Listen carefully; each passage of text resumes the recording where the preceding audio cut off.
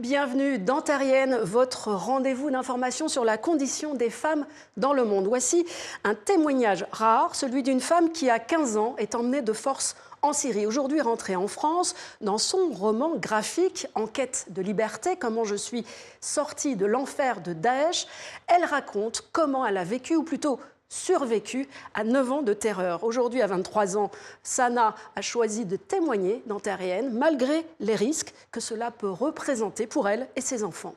C'est un risque que je ne prends pas à la légère, évidemment. C'est pour ça que je suis cachée devant vous. Par contre, c'est une histoire qui mérite d'être entendue.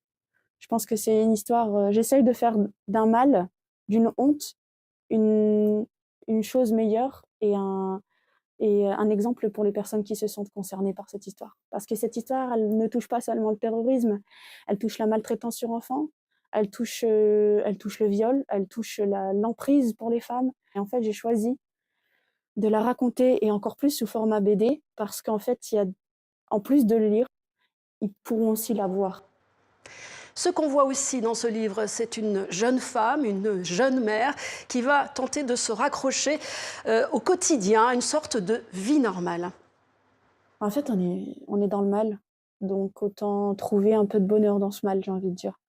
Parce qu'on vit du mal, on vit du mal, on vit du mal, et puis au bout d'un moment, on décide de ne pas se laisser abattre. Vous voyez, en fait, c'est des épreuves de vie. Je dirais pas comme tout le monde parce qu'elle est supérieure en intensité, mais je dirais que quand on arrive à un stade d'extrême détresse, on se dit c'est soit moi je me sauve, ou soit alors je me laisse mourir. Et on se dit bah voilà, j'ai une petite maison, bah c'est pas comme je voulais, mais je vais mettre de la couleur. Ça commence par là en fait, des petits trucs.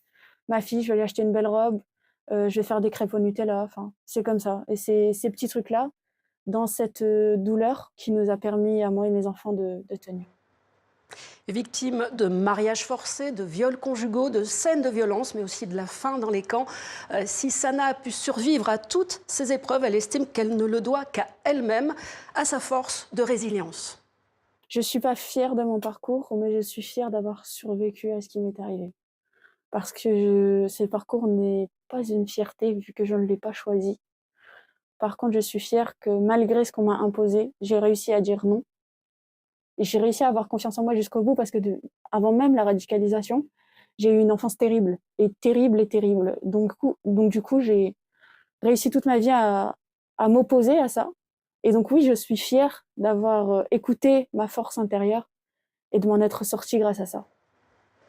Voilà, vous pouvez retrouver l'intégralité de cet entretien sur le site de TV5 Monde à la rubrique Terrienne. À la semaine prochaine.